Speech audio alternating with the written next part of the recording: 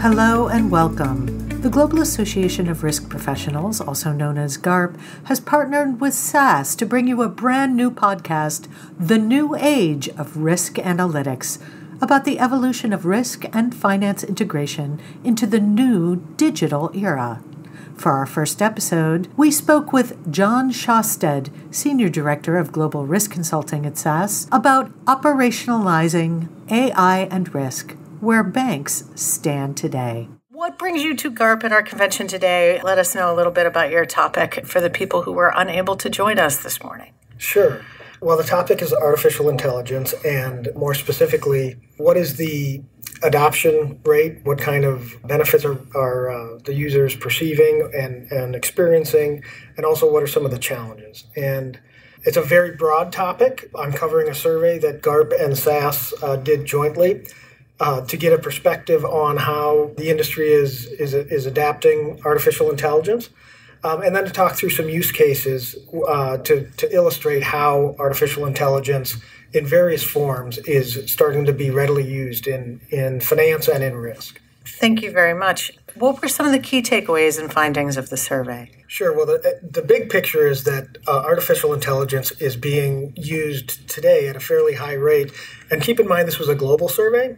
So there's a variety of different levels of adaptation, and we're seeing that across the different ways that artificial intelligence can be used. But in general, very high level of use. And then looking forward in a 3-year time frame, the expectation is for 80+% usage rates across many of the areas of artificial intelligence in risk. What kind of companies participated? Was it just the multinational large corporations, or was it did we get to a community bank level? Yeah, so we had a wide range in terms of size of institution. I think somewhere in the neighborhood of 30% were 100 billion in assets and larger. We also had a similar number in smaller institutions. So we had a wide mix of institution size. We also had a good mix of level of management and or analyst in the organization. So I believe somewhere in the neighborhood of 60% or more were manager or above. And so that tells me that we're getting to the decision makers. And we also had a fair number of analysts, which are the people who are, of course, getting their hands dirty in these projects and have a different perspective. So we had a good, broad representation in the survey. What were the intents and the parameters of the survey? What was it that you were trying to explore and retrieve from this process? Well, I think we wanted to get to the fundamental question of to what extent and how is AI being used in risk today? And then what do people think the future holds in terms of how AI is being used? So that was one fundamental objective. The other was really to talk about the benefits and the challenges, and how in my talk I talked about how we're overcoming some of the challenges, but in the survey itself it was mainly about identifying the challenges. How did the results of the survey compare with your observation? What surprised you and what didn't? So what surprised me was the high level of use of AI today in credit scoring. It's a surprise only because that's where we would have the highest concerns around interpretability and bias.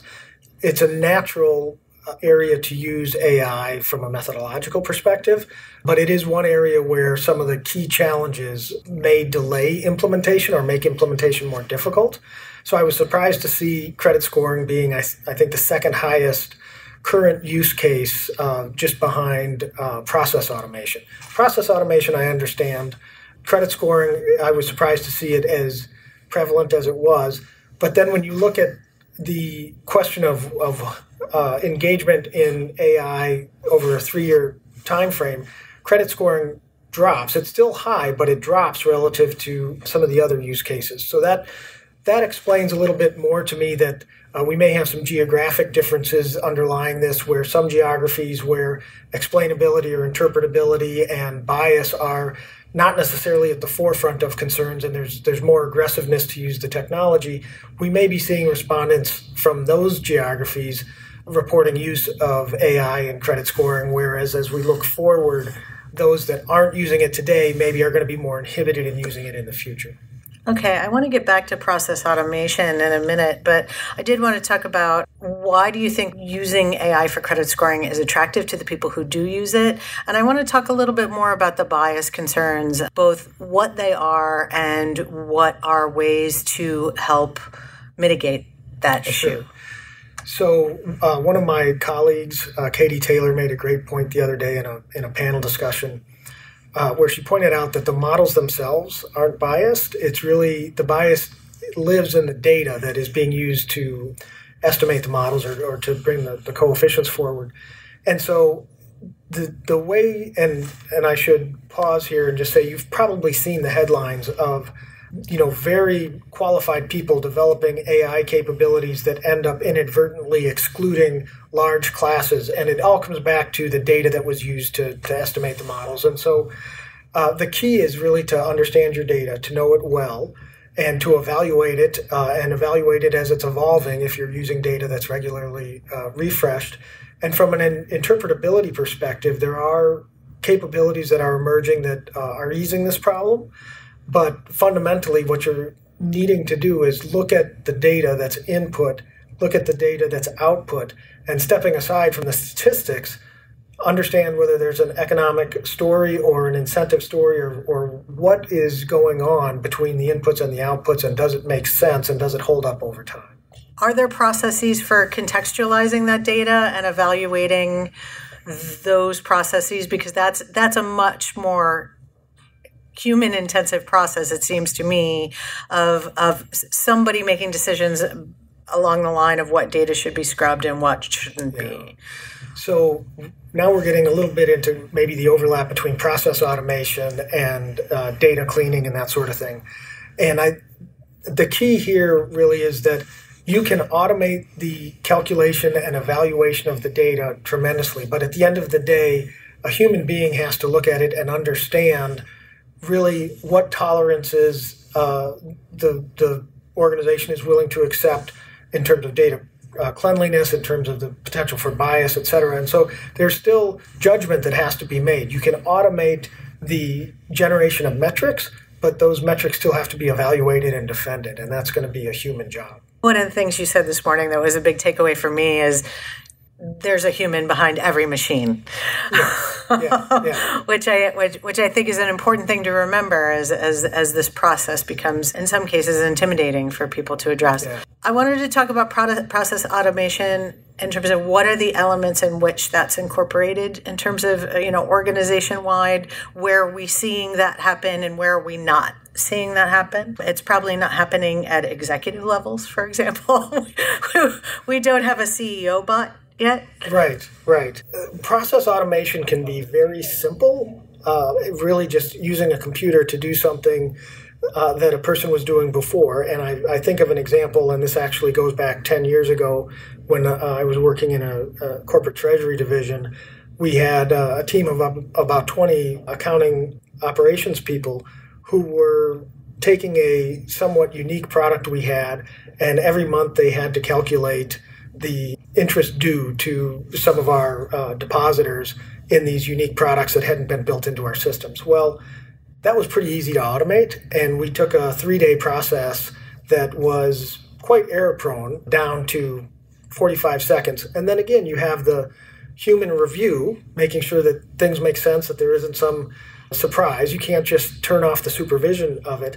But this freed up, and again, there was a lot of fear that these people were going to lose their jobs. But no, it freed them up to do other judgment-related activities where their background and experience, again, going to the context, was very important. And so we went from a position of people hating a 3-day process, but understanding that it was important to their job, to having a 1-hour process with the supervision that allowed them to go use their intellectual capital to do other important things. And so I'm touching on a number of different themes here, but you get the idea that process automation doesn't necessarily just eliminate jobs. It doesn't eliminate judgment.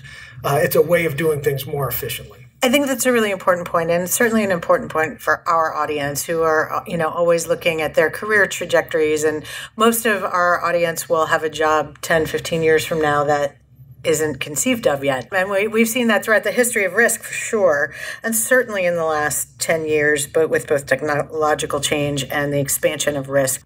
I wonder if you could speak a little bit more to what are the challenges of the career trajectories of the average risk professional in the face of AI and increasing automation?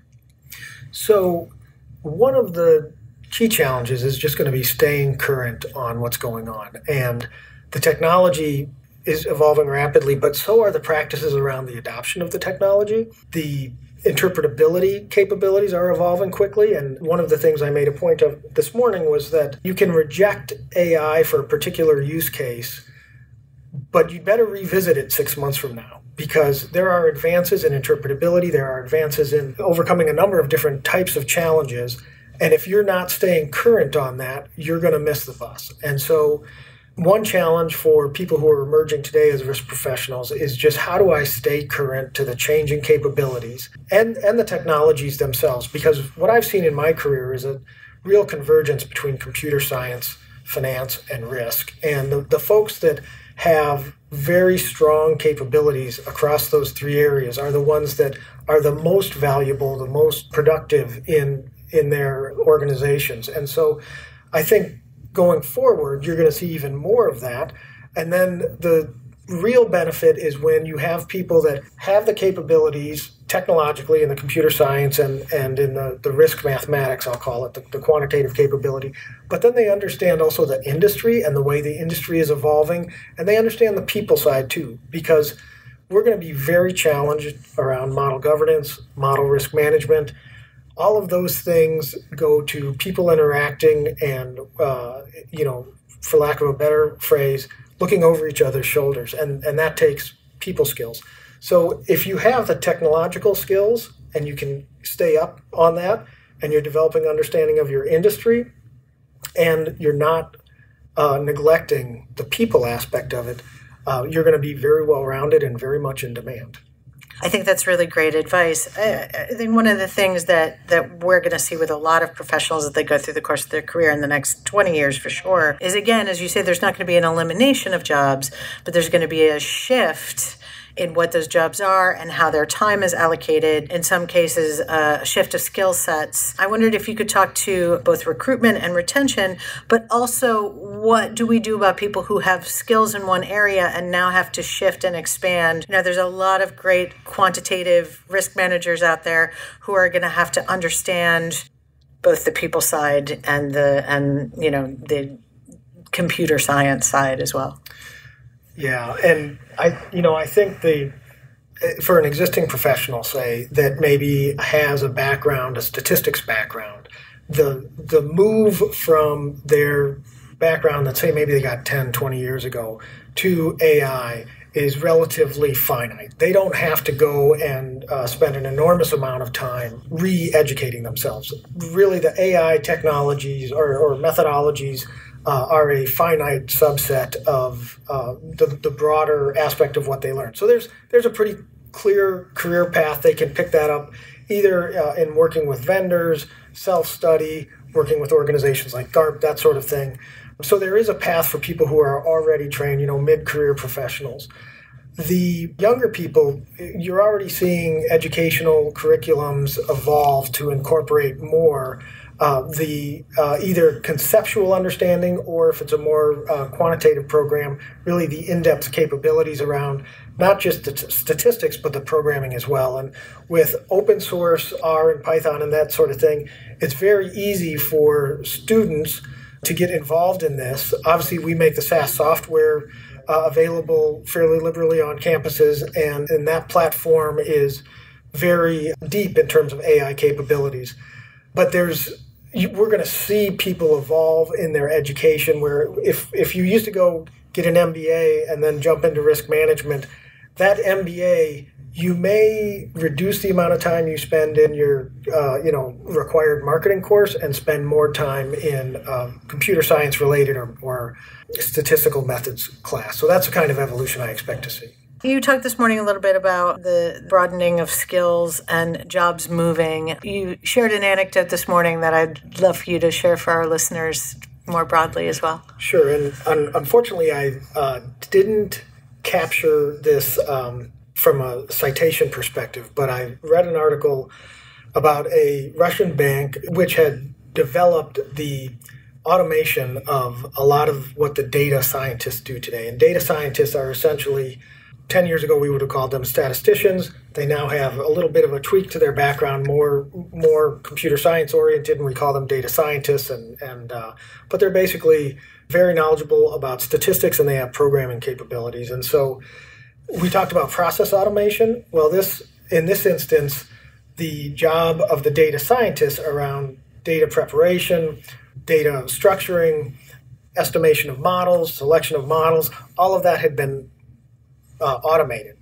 And as a result, there was a lot of fear that the data scientists, just emerging now in this area, had already put themselves out of business, probably with the intent of going and being on the beach where their computers did all the work. But, that's really, well, it's a true story that we can automate any number of tasks, including the tasks of data scientists. It doesn't remove the knowledge base, the contextual understanding, and positioning these capabilities to add value to the organization. So there will always be people that need to have these capabilities and these understandings, because the machine, well, it can learn. It's not going to make judgment decisions outside of a governance process. And that's where people will always have to understand the context, understand their industries, and help the machines do the right thing. We're always going to need the humans to be the humans. That's right. That's right. We can't get away from that. Indeed. It's nice to know that we're not replaceable in that element. Another thing that we talked about, or that you touched on this morning that I wanted to address is, you're going to have a lot of people coming into organizations with MBAs and this new computer science and data science and all of this excitement about new technologies. And you're gonna have a lot of senior management who didn't have this as a part of their career trajectory. This is not, some of them are going to be excited about it. Some of them are going to be less interested in it. How do you obtain the buy-in from senior management, and how do you quell some of the personalities that are uncomfortable with such a major shift in perspective? That's an excellent question. And we did see in the survey that understanding of senior management and buy-in by senior management were material challenges and concerns in the adoption of AI. I've seen it in my career working with credit officers who were 10, 15 years older than me and were skeptical and uncomfortable with some of the methods that I might propose or maybe working with. And it's really about education. And we can sometimes, those of us that work with numbers, we can rush into explanation in numerical or empirical terms. And I think it's important to step back and make sure that the contextual understanding of what we're trying to do, what we achieve by automating and or bringing advanced quantitative capabilities to bear, and provide assurance that in doing so, we're doing things more quickly, we're doing things at a larger scale, but we are able to control it. We are able to engage our minds and make deliberate decisions, and that we are able to do that in part because we're getting better information, better metrics, better signals from the data than we would have had before. And that's just the direction that lending and consumer finance is going to be going. And the senior executives that are struggling with that today probably need to take some time to understand that better. If you're like me and you've got most of your career behind you, you can't stop learning. You have to stay open. You have to keep understanding what tools are emerging and how they can be used. And if you don't want to do that, probably now is a good time to maybe take a break. Take that package. Take that golden parachute. Obviously, change is important, but as you say, it's very important to educate and communicate people who are coming at it from that perspective, who are resistant, which kind of brings us back a little bit to explainability. And years ago, I worked at BlackRock. I wrote RFPs for investment management instruments, and as I would write these RFPs, I would think about the elements of building, say, a mortgage-backed security. This is a total segue. But I remember going through and wondering, every time I would get frustrated in my job, I would think, none of this is as tedious as the person who has to go through every single mortgage and try and determine its credit worthiness. I thought that was like the most boring job that you could possibly have. Well, it turns out nobody was actually doing that job. So, and then we had a crisis. So that I always think of that as an example of I had trust that there were people covering all elements of complex systems. One of the things that I think is a challenge when you come to AI is for people who are just ramping up on this concept. And given that our sphere is risk, it is important for people to understand complex models and what elements are vulnerable and what elements are not. And how do we have people engaged in AI explain the complexity of this in a way that lands with and also invites the opportunity for monitoring and assessment from risk practitioners and executives. Can I address the crisis and the mortgage underwriting question? Sure, if you want to. Interesting.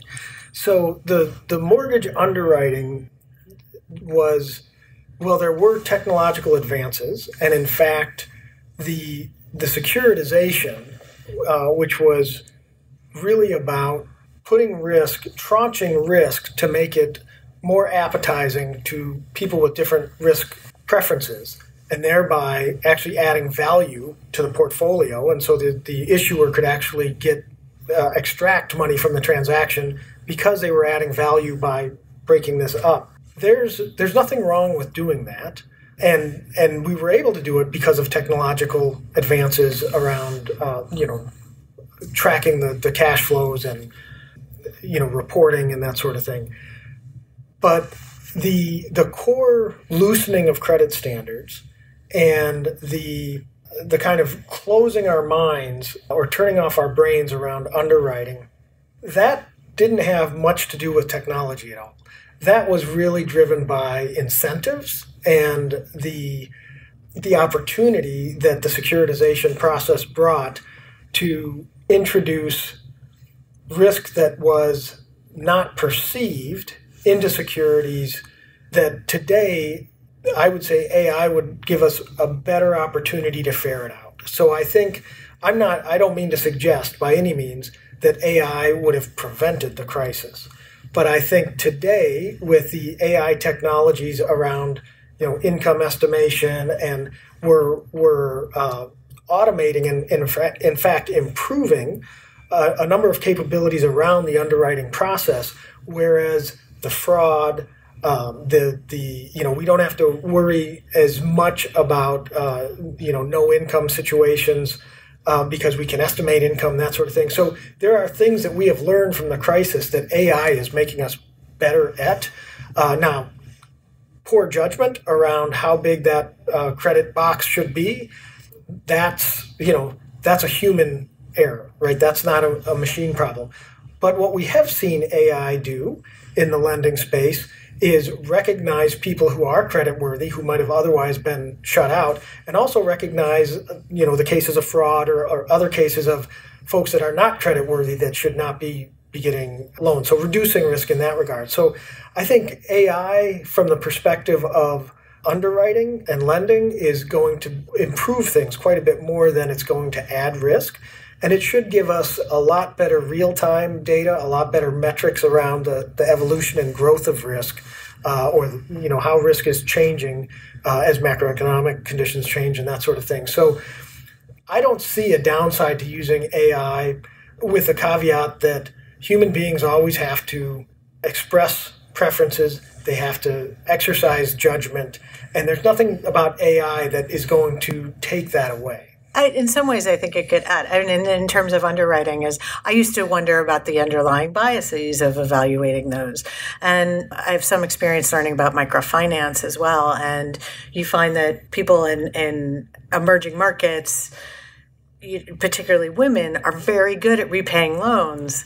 And so it took somebody taking the amount of data to see that. But artificial intelligence could evaluate all sorts of, things that you might say if somebody comes from this neighborhood, or if somebody comes from this background, or they're of this age.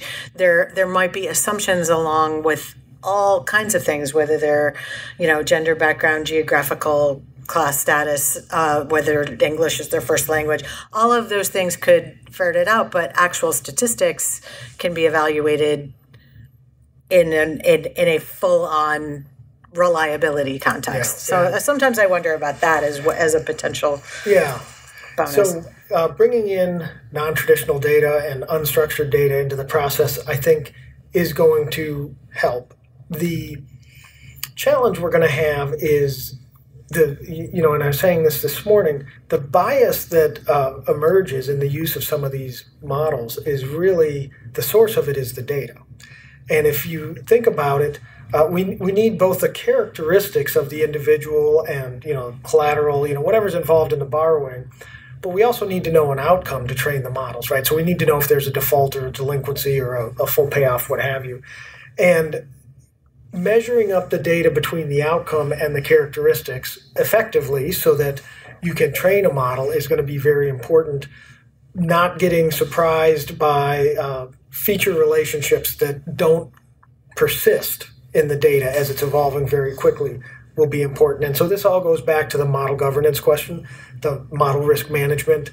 So I think you're going to have to see technologically an integration of model governance, model risk management, as well as much better data evaluation and probably governance of the rigor of data evaluation as it's going into the training of these models, because that's where you're going to catch bias. You don't want to catch it after the fact. You want to catch it in the data before you get there. But there's no doubt that bringing in new data, learning more about people can be helpful. We, of course, just have to balance that with data privacy and other concerns related to regulatory oversight of the process. I want to go back to explainability and, how that impacts communication between, say, modelers and management and even up to board level. Boards of major financial institutions can consist of people who have no financial background at all. They can be high-level politicians, or they could be,